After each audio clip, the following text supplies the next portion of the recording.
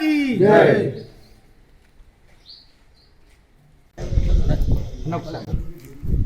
Joint organising secretary ఇదేకి సంబంధించిన బాధ్యులు senior కార్యకర్తలు కట్టా సుధాకర్ రెడ్డి గారు ఓసీ. స్ఫూర్తిదాయకమైన రోజు. నేతాజీ సుభాష్ చంద్రబోస్ యువతకు ఒక స్ఫూర్తి ప్రదాత.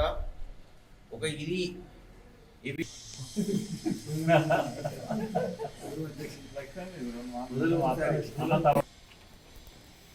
భారతదేశం స్వతంత్రాన్ని పొంది 75 వసంతాలు పూర్తి చేసుకునే సందర్భంగా నరేంద్ర మోడీ గారు, భారత ప్రధానమంత్రి గారు ఆనాటి త్యాగాల ఉత్సవాలను జరుపుకోవాలని చెప్పి అమృతోత్సవ పర్యటన పిలుపునివ్వడం జరిగింది. దాంట్లో భాగంగానే ఈరోజు పార్లమెంట్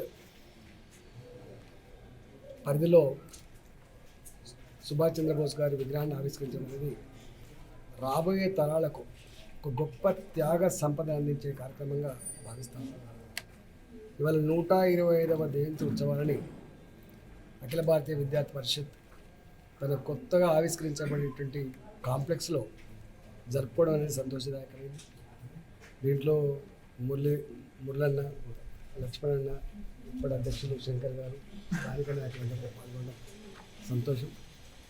మహనీయుల యొక్క జయంతి ఉత్సవాలు కేవలం ఉత్సవం కోసం మాత్రమే జరుపుకోవాలి. రాబోయే తరానికి కేవలం ఆర్థిక సంపద మాత్రమే అందించాల్సింది కాదు, టెక్నాలజీ సంపద మాత్రమే అందించేది కాదు. రాబోయే తరాలకు అందించాల్సింది మనిషి గౌరవించే, మనిషి ప్రేమించే, మనిషి కోసం మనిషి తప్పించే, త్యాగం చేసినటువంటి ఆ త్యాగనిరతి ఇవాళ కోల్పోతున్న సందర్భంగా ఒకనాడు ఈ భారతమాత ముక్తి కోసం అమూల్యమైన ప్రాణాలను లెక్క చేయకుండా ప్రాణత్యాగం చేసినటువంటి ఈ దేశంలో ఇవాళ మనిషి ఎట్లా ఈ వెస్ట్రన్ కల్చర్ మోజులో పడి ఆ త్యాగాన్ని దాన్ని ఎట్లా మర్చిపోతున్నా మనం చూస్తూ ఉన్నాం.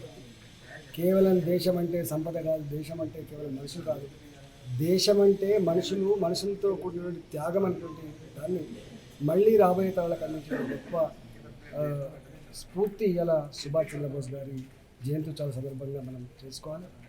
ఇవాళ ఇప్పటికైనా ఈ దేశం యొక్క గొప్పతనం, ఈ దేశం యొక్క త్యాగం, ఈ దేశం యొక్క కమిట్మెంట్ ఏదైతే ఉందో రాబోయే తరాలకు అందించే గొప్ప సంకల్పంలో భాగంగా భారత ప్రభుత్వం ఈ అమృతోత్సవాన్ని జరుపుకోవడం సంతోషం.